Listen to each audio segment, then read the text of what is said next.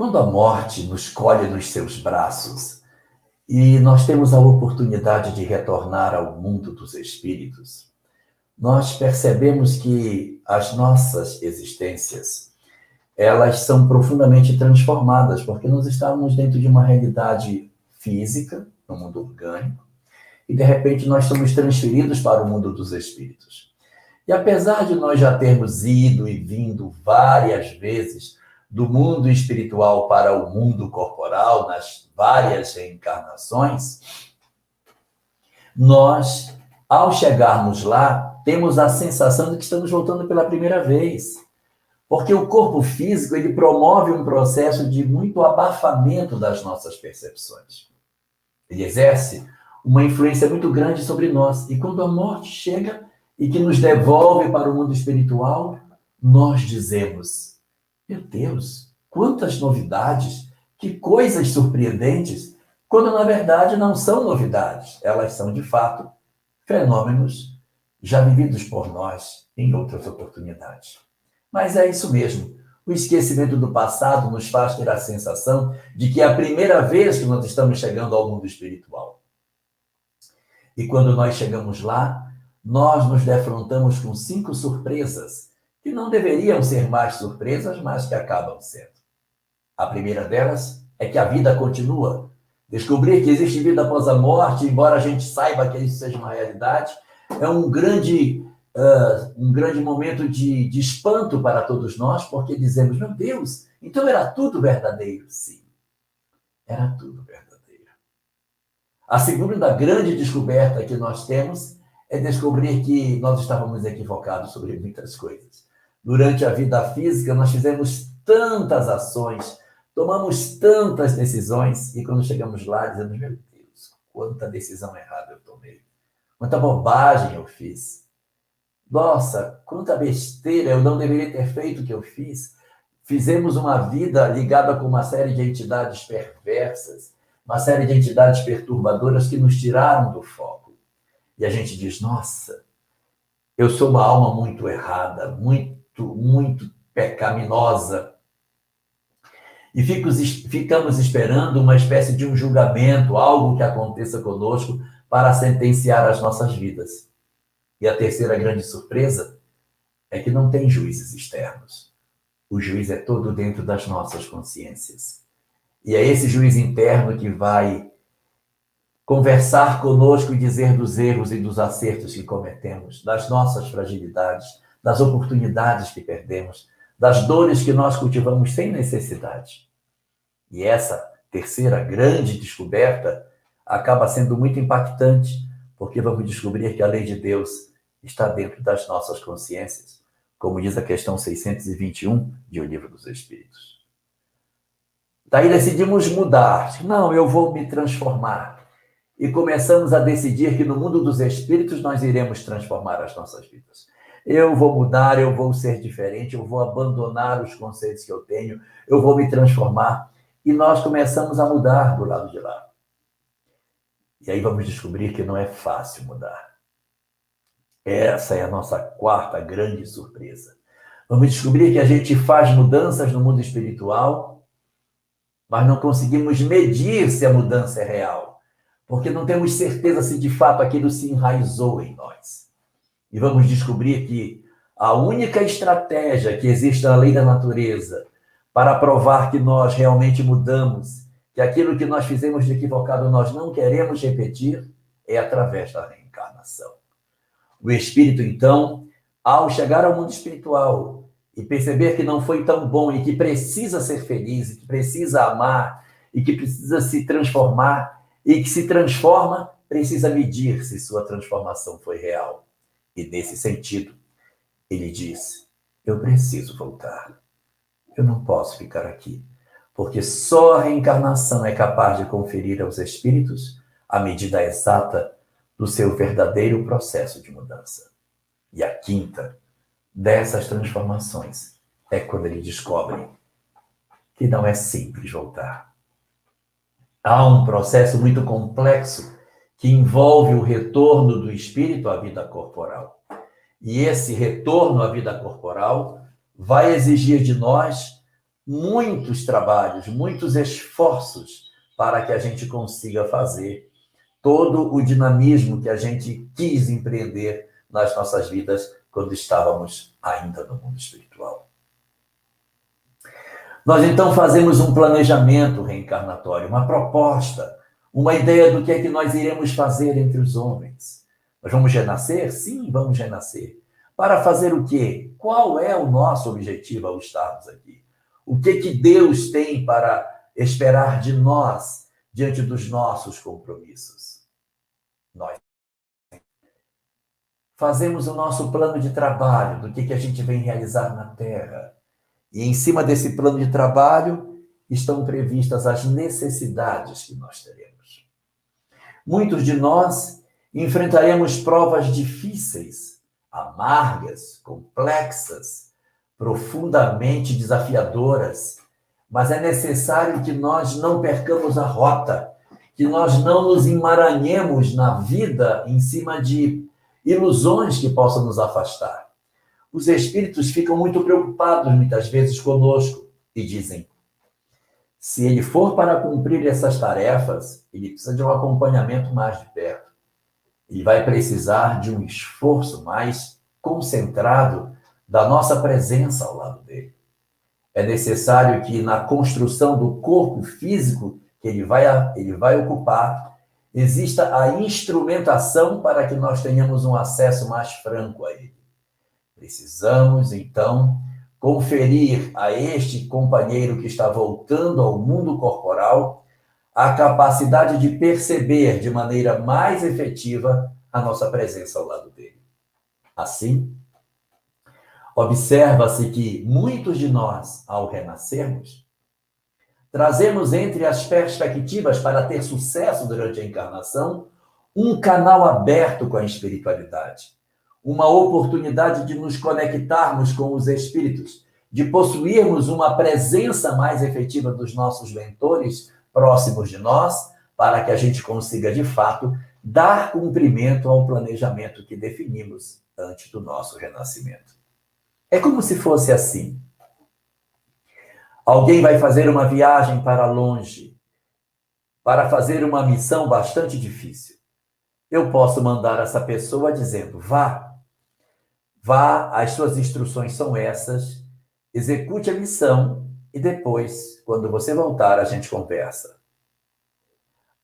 A chance dessa missão é menor do que se você disser: vá cumprir a missão e aqui está um telefone para nós mantermos um contato durante o período da missão, para sabermos se você está com alguma dificuldade, o que precisamos fazer, para acompanhar você de maneira mais próxima, para que você não se sinta sozinho e para que você consiga efetivamente ter dentro de si as estruturas emocionais necessárias para vencer com mais êxito, para enfrentar com maior êxito os desafios que a vida vai ter. O que é melhor?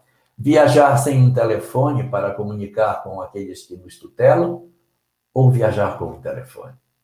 Então, muitos de nós retornamos para a vida física com esse canal aberto. Este canal se chama mediunidade.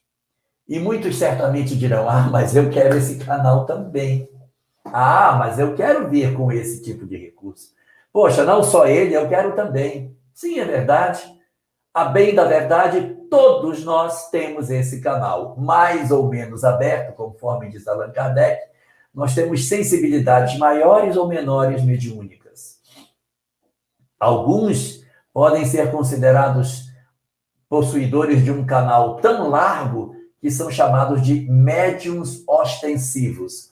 Outros têm um canal fininho, bem pequenininho, que nem o meu, que não ouço, não vejo, não enxergo, não arrepio, não sinto nada, não tenho mediunidade ostensiva nenhuma. E, apesar de nós não percebermos, esse fiozinho, ainda que fino, nos conecta com os espíritos e, assim, dentro dessa perspectiva, a gente retorna para a vida física. O espírito, então, obedecendo à sua programação espiritual, começa a desenhar o seu retorno à vida física. Começamos a fazer o planejamento, a decidir: vai ter que provas, que família, quanto tempo vai viver, qual profissão vai exercer, qual será o seu grau de escolaridade, em que país viverá, qual será a sua profissão, sua religião.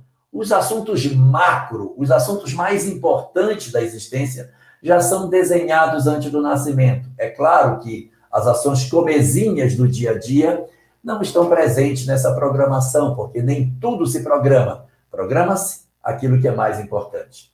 E a mediunidade, a possibilidade de comunicabilidade com os espíritos é muito relevante. Então, isso também consta nessa programação espiritual que nós iremos enfrentar antes do nosso renascimento. Passado o período do planejar, do pensar, do discutir sobre como que vai ser a próxima encarnação, nós ingressamos na segunda dessas etapas, chamada processo reencarnatório. O que é o processo reencarnatório? É o efetivo fenômeno de conexão do espírito com o corpo. O planejamento é só planejar, só pensar como vai ser, é só discutir como será.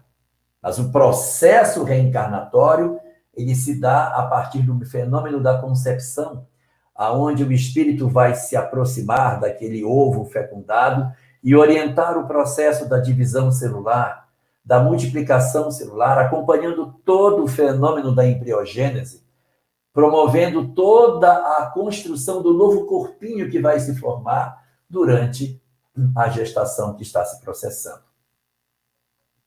E assim, à medida que os órgãos do corpo vão se formando, o espírito vai imprimindo nesses corpos as suas características. Ué, mas não é a genética que forma os nossos corpos? Sim, mas sobre a genética, o ascendente espiritual, ou seja, a história do espírito, se impõe sobre o material genético, promovendo algumas mutações, algumas alterações do material genético, produzindo, assim, determinadas características que têm a ver com as provas que o espírito vai precisar. E entre essas circunstâncias, a mediunidade também se desenha durante o período do processo reencarnatório. Embora pareça estranho, mas a doutrina espírita diz que a mediunidade é uma faculdade orgânica. É esquisito à primeira vista, porque a gente pensa que a mediunidade seja uma faculdade só espiritual, mas não é. O corpo físico precisa ter alguns dispositivos cerebrais que permitam a conexão do espírito com o corpo. Vai existir, portanto, no processo de construção do corpo físico, determinadas características que nós precisaremos ter no aparelhamento cerebral nosso, que permita com que essas conexões se estabeleçam. À época de Kardec, nós não sabíamos ao certo o que era isso.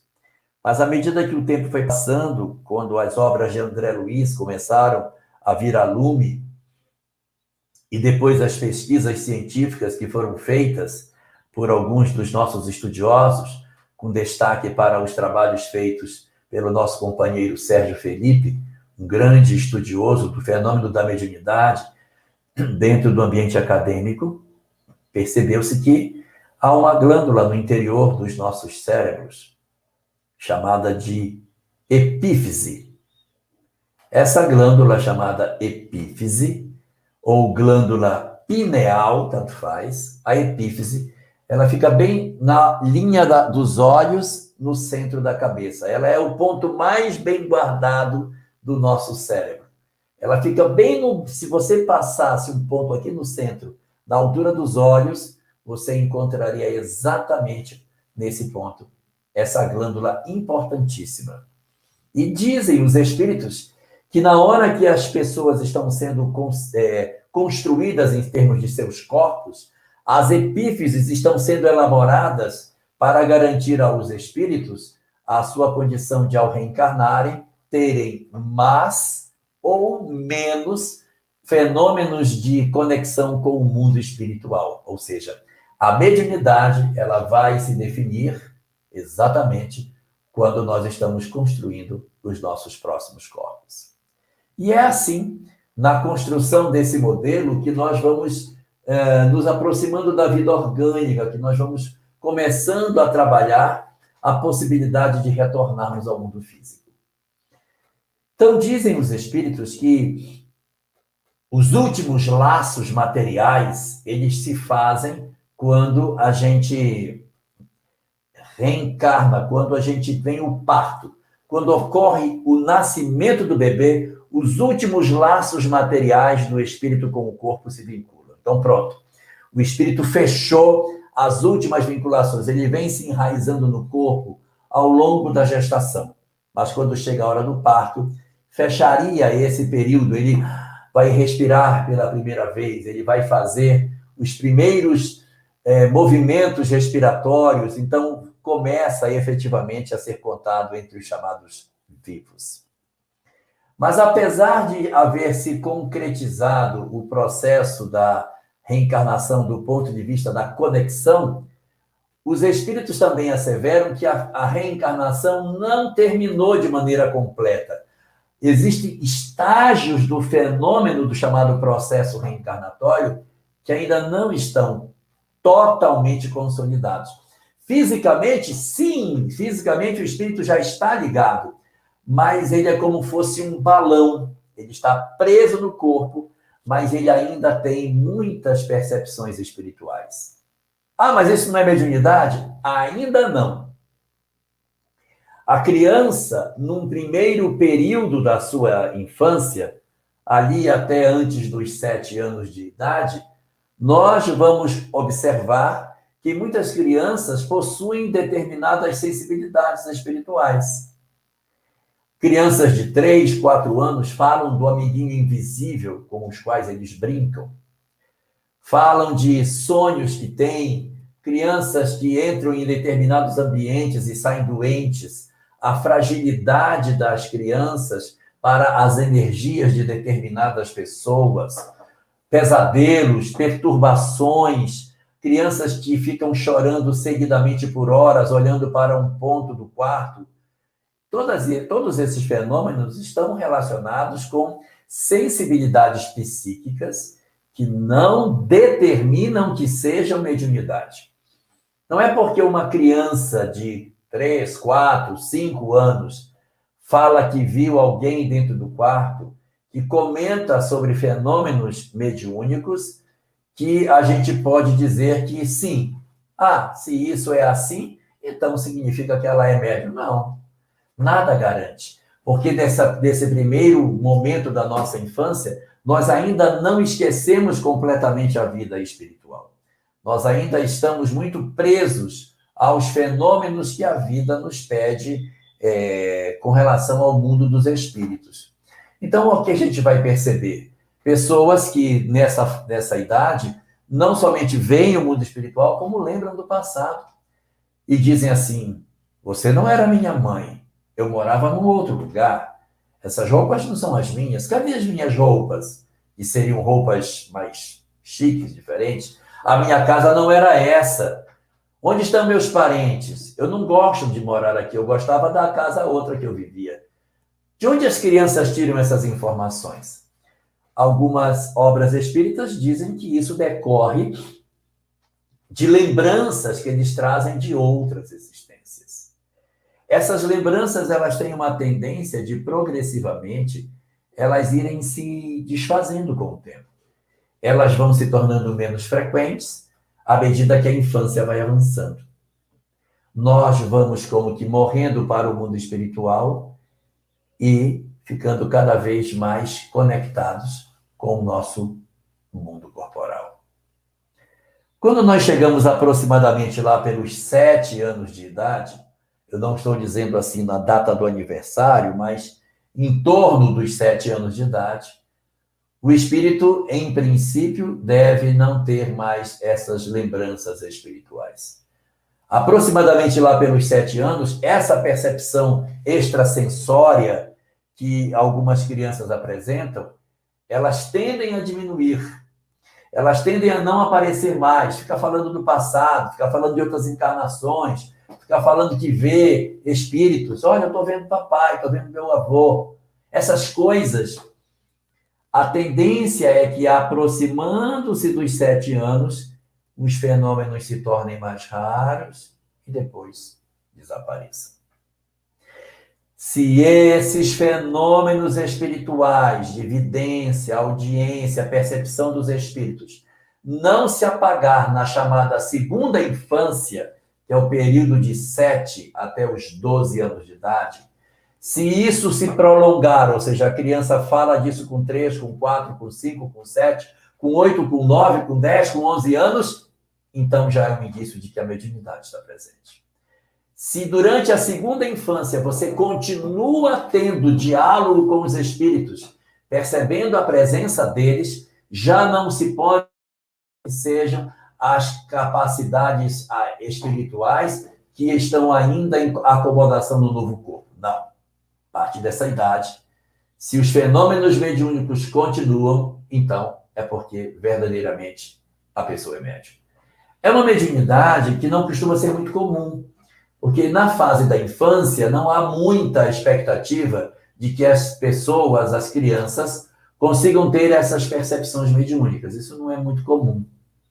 O mais comum é que realmente aconteça na primeira infância, naquela partezinha lá no começo, e depois isso diminua, porque naturalmente o progresso do fenômeno reencarnatório vai oferecer ao indivíduo uma melhor visão da objetividade da vida e ela perde essas lembranças. Se continua, então não são mais percepções espirituais, é mediunidade mesmo, é o fenômeno mediúnico legítimo se expressando através de um corpo ainda infantil. Este fenômeno vai prosseguir. O espírito está progressivamente acionando os mecanismos do corpo. Ele está se tornando senhor do corpo que ele habita. Quando ele chegou, o corpo não respondia a praticamente nada, ele não conseguia segurar o pescoço. Só com 3 meses que ele conseguiu segurar o pescocinho. Com 7 meses ele conseguiu sentar. Com 1 ano e 1 mês ele conseguiu andar. Para falar ele demorou quase 3 anos. Para conseguir desenvolver raciocínio, ele demorou mais tempo ainda. Para desenvolver a coordenação motora, meu Deus, foram anos para conseguir isso. Mas ele ainda estava domando a parte física do corpo. Estava aprendendo as dimensões, como mexer o braço, como pegar uma coisa, como trazer, para ter equilíbrio, andar, falar. Então, isso tudo foram mecanismos progressivos que o espírito foi realizando ainda na chamada primeira infância.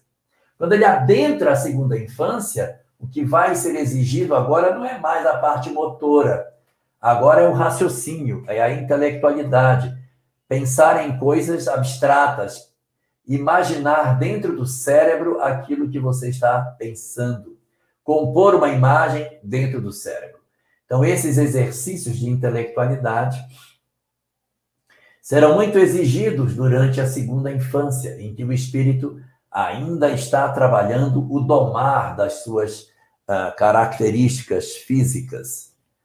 E aí, quando ele chegar aproximadamente lá pelos 12, 13 anos, depende muito de cada pessoa, o espírito já começa a perceber que ele está acionando os mecanismos mais profundos que o corpo possui. O mecanismo mais profundo do corpo chama-se sistema endócrino, ou seja, o conjunto das nossas glândulas, formados por epífise, hipófise, tireoide, gônadas, suprarrenais, timo. Todos esses órgãos compõem o nosso sistema endócrino. E a criança pequena, ela ainda não tem o domínio sobre essas glândulas, o espírito ainda não conseguiu acessar isso. Até que, num dado momento, o mecanismo da vida, como se o espírito fosse um piloto de um carro que ele vai aprendendo os comandos, ele, quando chega no final da segunda infância, ele consegue acessar o botão que aciona o sistema endócrino e iniciam-se as transformações no corpo da criança, e vai abandonar o aspecto infantil e começar a entrar no período da puberdade. Foram acionados os mecanismos mais profundos do corpo. Substâncias ainda não circulantes no organismo começam a funcionar. A voz começa a mudar, muda a altura, a musculatura, pelos. Os caracteres sexuais secundários se expressam. A fertilidade alcança os corpos dessas crianças que agora já não são mais simplesmente crianças, mas estão entrando no período da puberdade e já podem ser pais, já podem ser mães, porque já começam a ter as transições para a idade adulta com a apresentação do amadurecimento das suas características corporais.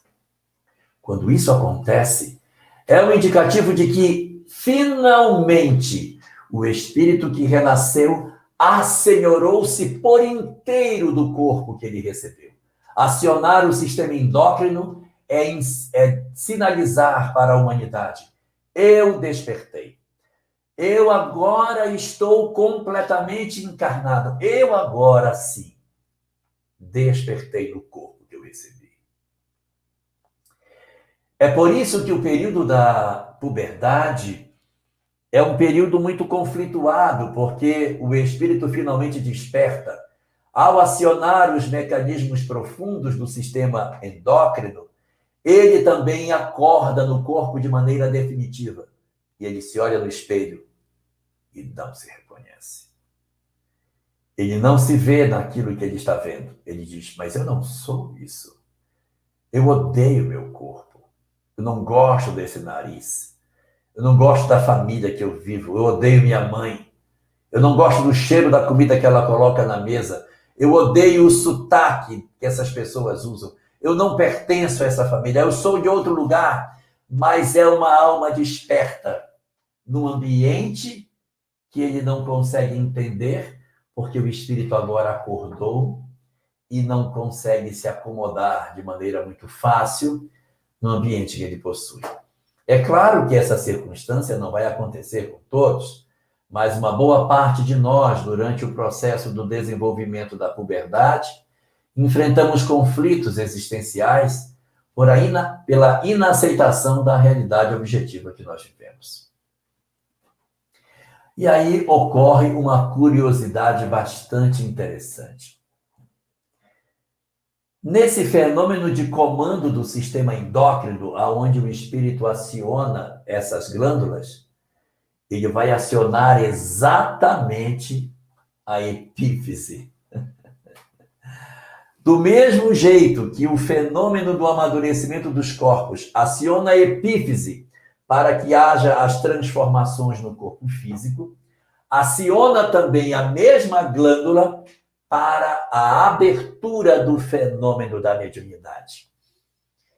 Resumo da ópera, síntese: eclodir a adolescência, eclodir a puberdade é um fenômeno que se dá frequentemente com o eclodir da mediunidade.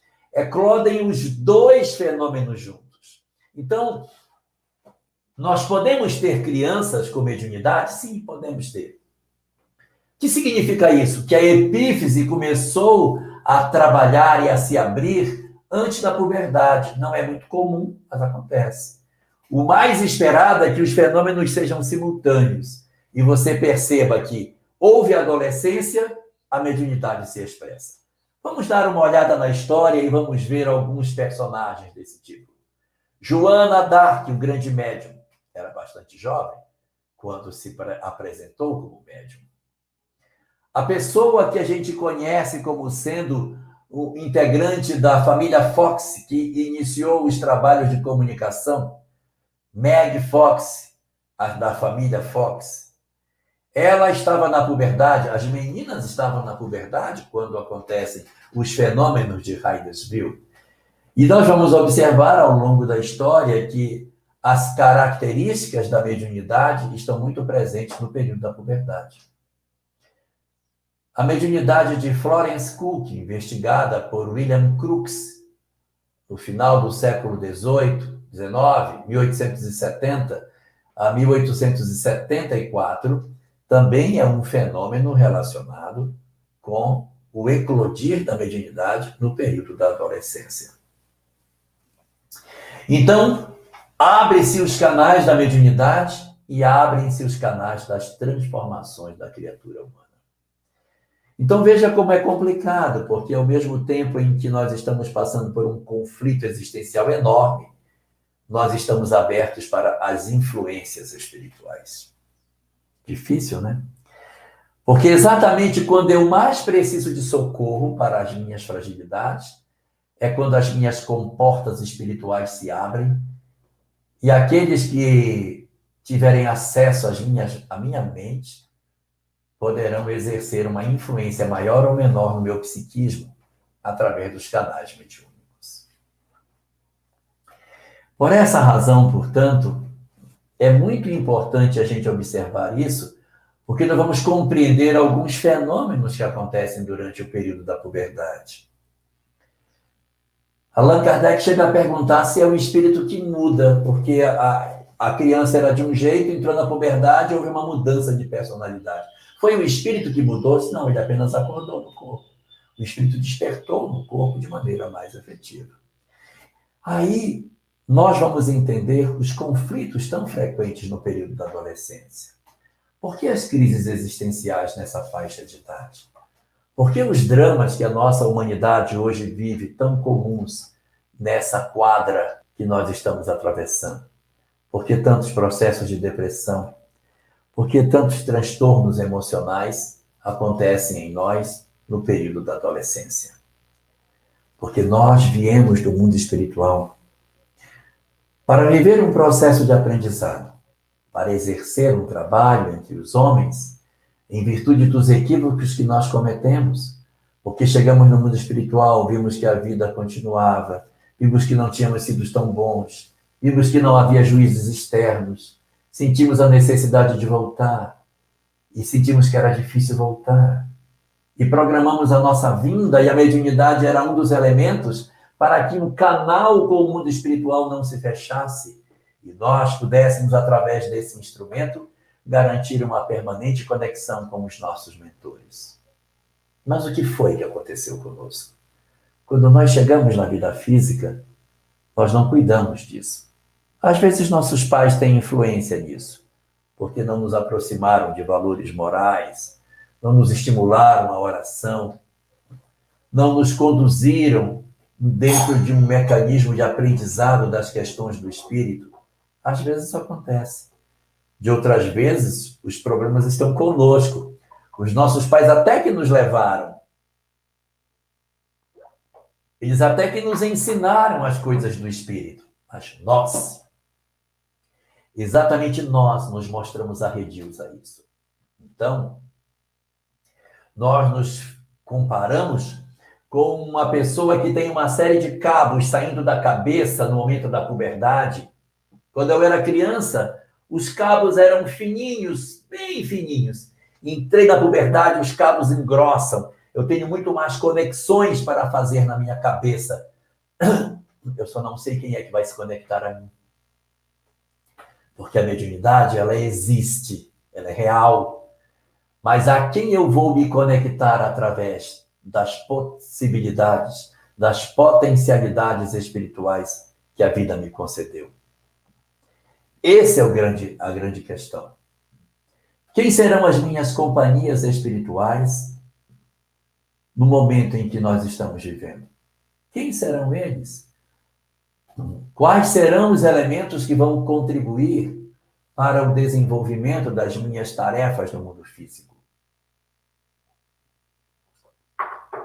Nós vamos descobrir que, às vezes, nossos equívocos, nossas quedas, nossos enganos estão profundamente relacionados com as companhias espirituais que estão se prevalecendo das nossas potencialidades mediúnicas para nos empurrar na direção do equívoco. Hoje, uma quantidade muito grande de pessoas na adolescência experimenta o processo da depressão, os transtornos de síndrome do pânico, de vazio existencial, de automutilação, de tentativas de suicídio, de fragilidades emocionais. Por onde que isso está acontecendo? Qual é a via que os espíritos se utilizam para poder influenciar a via da mediunidade? É a mediunidade que está servindo para o processo de perturbação. Uma quantidade grande de filhos nossos, de amigos nossos, estão reencarnando com as mediunidades abertas. E a quantidade de entidades sofredoras que perambulam pelo planeta, angustiadas e sofredoras, aflitas, desesperançadas, almas que faliram durante a existência e que possuem um psiquismo profundamente torturado, estão procurando companhias para se agasalharem próximo delas e poder ter os sentimentos, a possibilidade de vê-los concretizados na vida das pessoas. E quando nós entramos na puberdade e não cuidamos desses canais que se abrem nesse período da existência, essas entidades, nem sempre por perversidade, mas muito mais por fragilidade, por carência, por necessidade de cumplicidade, elas se aproximam de nós. Elas se vinculam às nossas mentes e como nós somos mais sensíveis, eles se conectam nas nossas mentes e se agradam, porque eles veem que nós nos comportamos como eles gostariam de ser.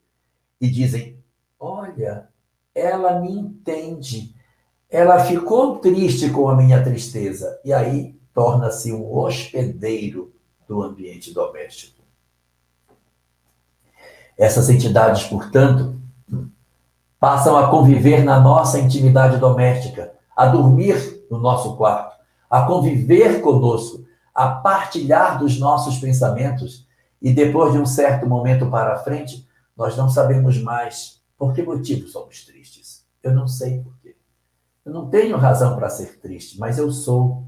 O que está acontecendo? Pode estar acontecendo um fenômeno de enraizamento psíquico, em que uma entidade não necessariamente odiosa se aproximou de outro alguém e se conectou espiritualmente com ela. Este fenômeno justifica uma grande quantidade dos casos de dor do ponto de vista psicológico que nós estamos encontrando hoje na nossa sociedade. Certamente alguns poderão dizer, ué, mas espírito sempre teve, espírito perturbado sempre existiu. Jovem com mediunidade também sempre existiu. Por que está piorando? Está piorando porque a nossa sociedade não tem cultivado as virtudes. Está piorando porque os nossos jovens estão mais distantes da religião. Eles não têm Deus como ponto central de suas vidas. Eles não elegeram a virtude, a fé, como prioridade das suas existências. Eles assistem às religiões da janela e cedem a algumas coisas pela conveniência, mas não pelo fervor dos seus propósitos. E a falta desse fervor, dessa efetiva conexão com o mundo espiritual, está produzindo o conjunto de dores que a nossa humanidade experimenta. Está apresentando para nós os quadros sombrios que nós observamos hoje, que cada vez são mais frequentes, de adolescentes em processo de conflito, até de tentativa de desistência da vida. Desânimo, a sensação de que a vida não tem propósito. Por que isso está acontecendo? Como eu não sei o que eu sou, eu não sei que eu sou um espírito, a vida para mim não tem muito sentido. O que sou eu? Eu sei. Sou apenas uma pessoa a caminho da velhice e da morte. Por quê? Porque não sei que sou uma alma imortal. Não sei o que sou. Alguns certamente poderão dizer, uma das soluções que a gente pode ter é colocar esse pessoal na mesa mediúnica. Não é o que as obras espíritas recomendam. O movimento espírita sugere que, antes de irmos para a mesa mediúnica, que nós entendamos o que está acontecendo. Então é preciso fazer os estudos, aprender, e de repente nessa idade a gente não tem condição. Mas alguém já com 18, 20, 21, 22, 25 anos, em plenas condições de exercer a sua mediunidade. Colocar alguém de menor na situação hoje que nós temos, em que adolescentes têm tantas visualizações diferentes pela legislação, é uma tarefa que deve ser vista com bastante prudência. O ideal é que a entrada em grupos mediúnicos para exercício da mediunidade num centro espírita se dê com pessoas de maior, não com adolescentes, muito menos com crianças. Mas a mediunidade dela é ostensiva, ela vê, ela enxerga, então, evangelização infantil para ela. Nesse momento, não é conveniente o desenvolvimento da mediunidade. E alguém pode dizer, mas se não era para ter, por que tem? Se não era para ter mediunidade, por que ela possui? Se ela está, é porque é para aparecer, é para usar. Não, é para que ela nunca duvide que o espiritual existe. Quando algum espírito, de repente, vai passar por algumas experiências que ele vai precisar de muita certeza da imortalidade, a mediunidade pode ser concedida para ele. Imagine que você vai passar por uma perda muito dolorosa. Então é bom você saber que a vida continua. Então, alguns daqueles que são médiuns ostensivos da infância ou na adolescência, não é para levá-los para a reunião mediúnica, não é para conduzi-los para um grupo de mediunidade, é para que eles e os pais saibam: o espiritual existe, o mundo espiritual existe, a morte não existe, para que nós nos convençamos da imortalidade, para que as dores, as dificuldades, os dramas, doenças, perda de entes queridos, conflitos, possam ser minorados pela certeza de que existe um amanhã. Então, esses fenômenos é para que a pessoa diga: eu tenho certeza de que as coisas são assim. Ivone Pereira relata que quando ela era muito jovem, adolescente, os espíritos frequentavam a casa dela de maneira muito efetiva. E ela tinha o hábito de recortar do jornal a notícia dos suicidas e orar por eles. Ela tinha muita dó dos suicidas, então ela tirava do jornal e fazia orações por aquelas pessoas. E era comum eles aparecerem todos sequelados no quarto dela e darem entrada no ambiente doméstico dela em função das orações que ela fazia. Então, você vai perceber nessas situações que a mediunidade vai existir não somente para que a gente seja capaz de se comunicar, mas para que nós tenhamos uma bússola em que eu diga assim: olha, vocês podem dizer o que vocês disserem, mas eu sei que tem vida após a morte. Eu vejo meu pai, vejo meu avô, eu vejo meu tio, eu vejo as pessoas, eu enxergo o mundo espiritual, então isso dá uma fortaleza de espírito muito grande. Então não é necessariamente obrigatório que porque a pessoa tem mediunidade ostensiva que ela tenha que ir para uma mesa mediúnica.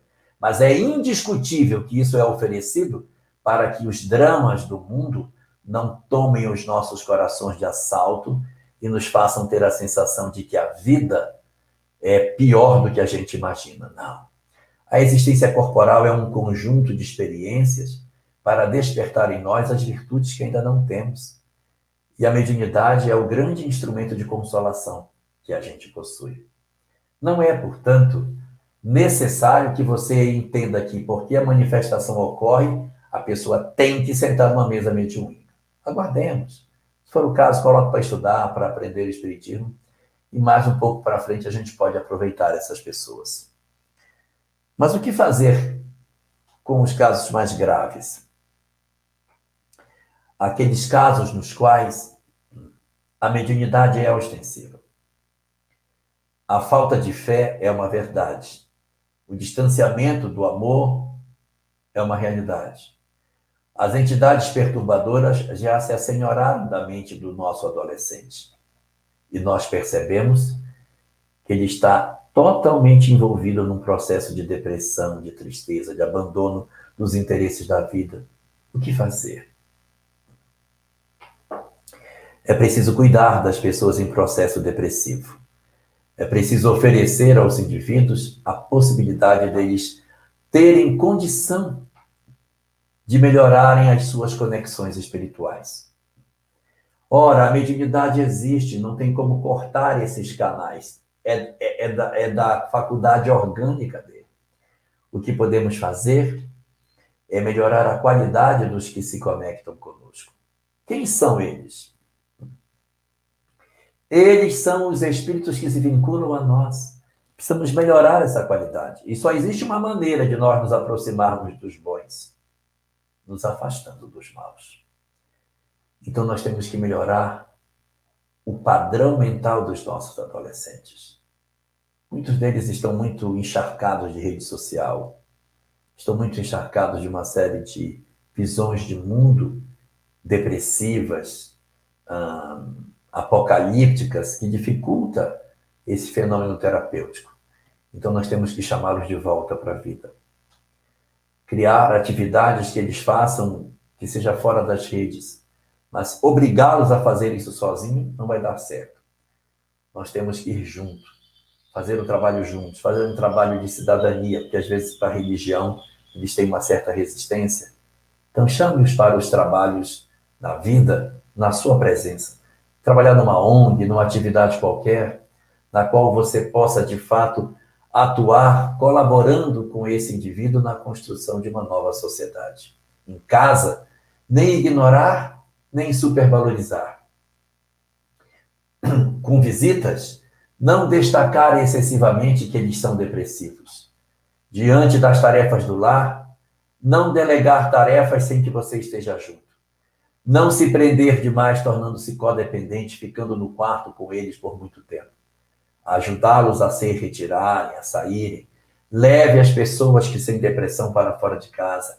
É preciso não recriminá-los, não atacá-los, mas ter a condição de valorizar o que eles fazem de positivo para o resgate das suas possibilidades. E, fundamentalmente, implantar em casa o culto de oração. Oferecer o evangelho no lar, em casa, é um grande antídoto para o processo de perturbação. Mas de pouco valeria fazer um evangelho e depois ficar brigando dentro de casa. A gente implanta o evangelho e depois implanta a paz dentro de casa. Brigar menos, discutir menos, fazermos algumas coisas que são importantes. Eu vou dar aqui algumas dicas. Dica número 1. Não assista a tantos noticiários negativos. São tantas notícias ruins que a gente recebe pela TV, que se você deixar a televisão ligada, vai morrer tanta gente durante o dia que você vai ficar apavorado. Então, assista um noticiário por dia. Não precisa mais do que isso. Você fica suficientemente bem informado assistindo só um. Apavore-se só uma vez no dia e depois desligue. Não fique o dia inteiro assistindo a repetição daquelas mesmas notícias. Dica número 2. Evite assistir os programas de televisão que falam de crime. Matou, matou, matou, esfolou, matou, matou. Que passa a tarde inteira só falando de crime. Você invade a sua casa com esse conjunto de perturbações. Isso é péssimo. Que você traz junto com essas imagens entidades perturbadoras e você fica no estado psicológico afetado. Então, evitar esse tipo de coisa. Dica número 3. Não traga para casa as perturbações do mundo. Não fique conversando em casa. Você viu o que aconteceu? Fulano que matou fulano? Você viu o que aconteceu? O que aconteceu na política e tal? E trazer demais essas notícias. Isso vai deixando o ambiente doméstico muito carregado. Evite esses processos. Então, evitar esses comentários excessivos. Dica número 4. Saia dos grupos de WhatsApp que promovem violência, discussão, ofensas. Independente do segmento político que você pertença, nunca aceite o ódio como estratégia. Nunca ataque ninguém.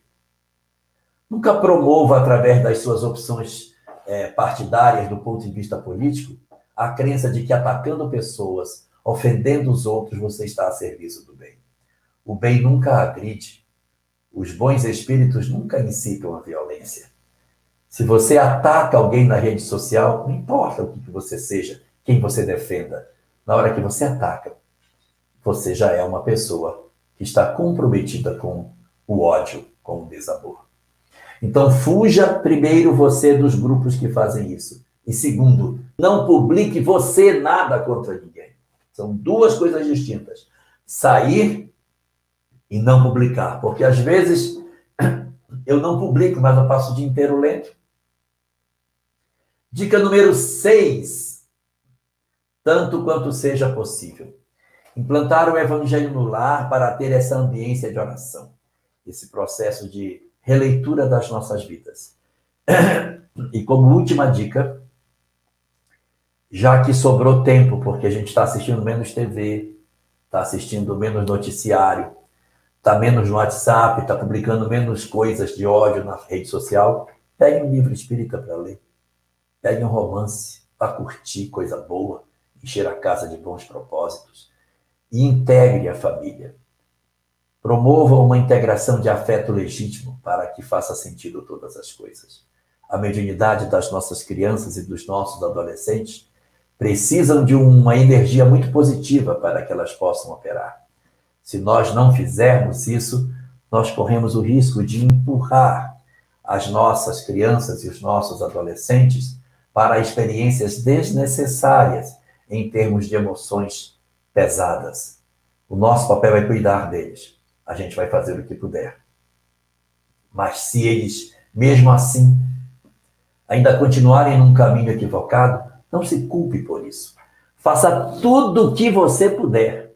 Mas nós não somos os salvadores de ninguém. Não carregue culpa sobre os ombros se, de repente, com tudo que você fez, seus filhos escolheram um caminho equivocado. Cada um de nós responde pelas suas próprias opções. O papel dos pais não é impedir que os filhos enveredem pelo caminho do mal, é orientá-los pelo caminho do bem. Se você orienta pelo bem e seus filhos vão pelo mal, a responsabilidade é deles. Mas se você desiste de seus filhos porque eles entraram no caminho do mal, você reparte a responsabilidade com ele. O seu papel é não desistir e não querer que eles não errem, porque esse é um papel que compete a eles. E os pais não podem carregar culpas sobre seus ombros se eles fizeram tudo o que podiam e seus filhos, por opção, enveredaram por outras linhas que eles não queriam. Então, pensemos em tudo isso, reflitamos sobre todos esses conceitos e aproveitemos as lições da doutrina espírita para que a nossa mediunidade possa se expressar da melhor maneira possível. Se não ostensiva, de maneira suave, na poesia, na música, da forma como for, vivendo todas as expressões para que a mediunidade se expresse nos nossos dias, talvez não pelos espíritos, mas sendo os nossos adolescentes e crianças, médiuns do bem, disseminando amor e paz numa sociedade tão carente de amor.